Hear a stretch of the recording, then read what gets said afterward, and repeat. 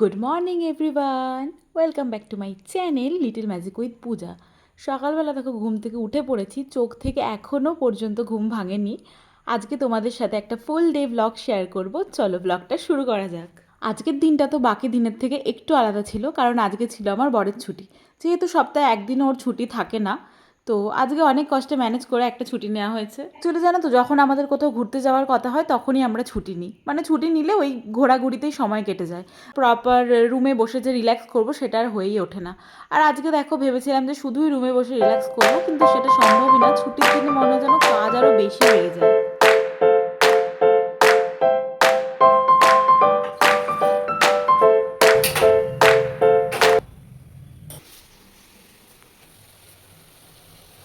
দেখো সকালবেলা তো চা করে নিয়েছি, এই যে দুজনের জন্য 2 কাপ চা, আর সাথে এই যে টোস্ট বিস্কুট। আজকে অ্যাকচুয়ালি সকালবেলা আমাদের উঠতে অনেকটা লেট হয়ে গেছে, ওই জন্য চা বিস্কুট ছাড়া আর কিছু খাবো না। এখন অলরেডি অনেক বেলা হয়ে গেছে, এরপর তাড়াতাড়ি রান্না চাপিয়ে দেবো। আমার সকালে গরম করে খাওয়া হবে।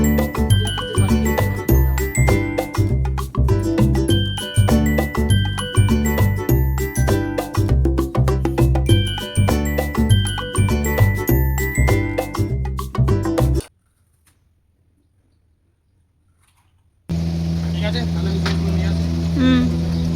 তাড়াতাড়ি আসবে। দেখো ও তো বাজার থেকে আজকে মাংস নিয়ে এসেছে, আমি অফ ক্যামেরায় ধুয়ে ধুয়ে রেখে দিয়েছি। কাছে নিয়ে আসো। করবো আজকে দুপুরে চিকেন কষা, আর দেখো কেটে রেখেছি পেঁয়াজ টমেটো, আর বাদ বাকি এই যে পেঁয়াজ রসুন সব কিছু পেস্ট করে রাখা হয়ে গেছে।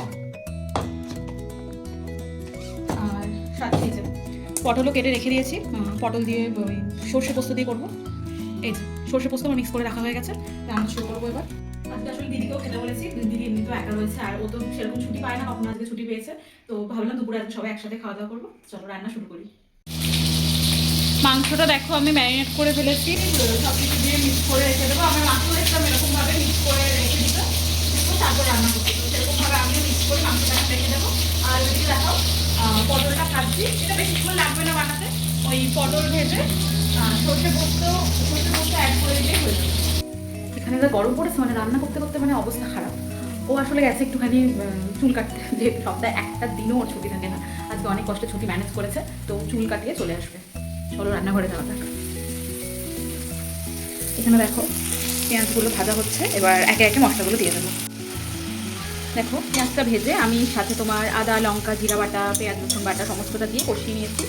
আর এখানে তো দেখো মাংসটা ম্যারিনেট করে রেখে দিয়েছিলাম, পরে দিয়ে দেবো। অ্যাকচুয়ালি কী বলো তো, ম্যারিনেট করে রাখলে না মানে তোমার খুবই সুন্দর নরম হয় মাংসটা।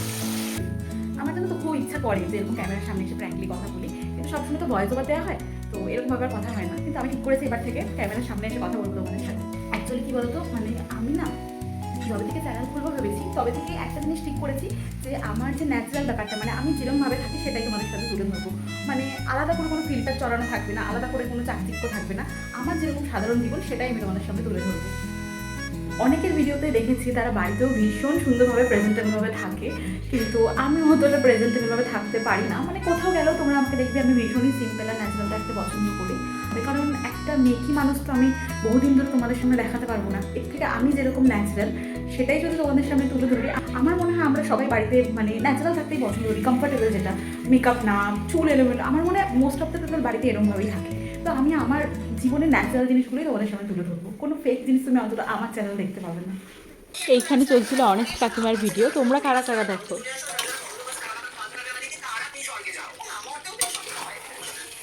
দেখো কথা বলতে বলতে তো রান্না বান্না প্রায় কমপ্লিট, আর রান্না করতে করতে দেখলাম দিদি আর পুচু সোনাও চলে এসছে। ওকে দিদি আগে খাইয়ে দেবে।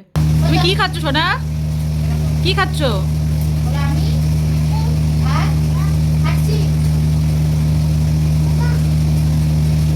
এইখানে দেখো পুচু সোনা ওর আঙ্কেলের সাথে খেলা করছে। অ্যাকচুয়ালি আমরা যতটা পুচুকে ভালোবাসি জানো তো, পুচুও আমাদের ভীষণ ভালোবাসে। আর তার মধ্যে এই কয়দিন তো দাদা বাড়িতে নেই, বেচারা প্রচণ্ড একা হয়ে পড়েছে। তো আমরা যতটা সম্ভব চেষ্টা করি ওকে কোম্পানি দেওয়ার, আর ও আমাদের সাথে থাকতে খেলতে ভীষণই পছন্দ করে। আর আমি তো বরাবরই বাচ্চা ভীষণ পছন্দ করি, মানে বড়দের থেকেও বাচ্চাদের সাথে যখন আমি বেশি থাকি আমার মন বেশি ভালো হয়ে যায়। মানে বাচ্চাদের সাথে খেলতে গল্প করতে আমি একটা আলাদাই মজা পাই। আর তোমাদেরকে তো বলেছিলাম ও চুল কাটতে সেলুনে গেছে, তো অনেকটাই দেরি হয়ে যায় আসতে।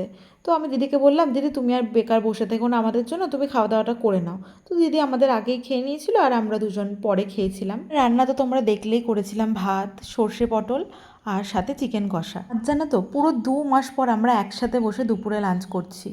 কারণ দুপুরে খাবারটা তো ও অফিসেই খায়, মানে আমি খাবার হয় পাঠিয়ে দিই, নয়তো এসে কেউ নিয়ে যায়। আর সেই লাস্ট আমরা খেয়েছিলাম নববর্ষের দিন, মানে 15 এপ্রিল একসাথে দুপুরে খাওয়া দাওয়া করেছিলাম।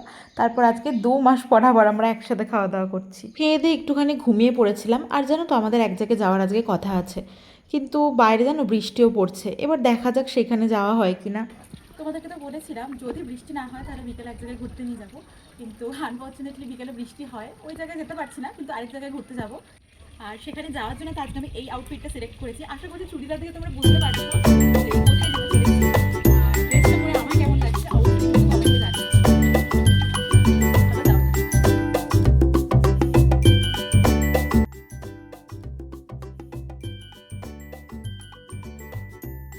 প্রথমে জানো তো কথা ছিল আমাদের এখানে একটা সুন্দর পার্ক আছে, সেখানে যাব আর একটা ফুল ডে ব্লগ করব, তোমাদের সাথে শেয়ার করব।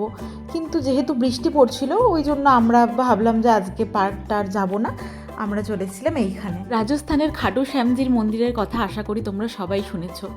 তো এটা খাটু শ্যামজিরই মন্দির, কিন্তু ছোট খাটু শ্যামজির মন্দির, যেটা আমাদের এলাকাতেই রয়েছে। আর মেইন যে খাটু শ্যামজি মন্দির সেটা আমাদের এলাকা থেকে মোটামুটি 2-2.5 ঘন্টা লাগে। সেখানেও আমরা গিয়েছিলাম, কিন্তু তখন তো আমি ব্লগ করতাম না, তাই তোমাদের সাথে শেয়ার করা হয়নি। কিন্তু এটাকেও খাটু শ্যামজিরই মন্দির বলা হয়। চলো মন্দিরটা ঘুরিয়ে দেখাই।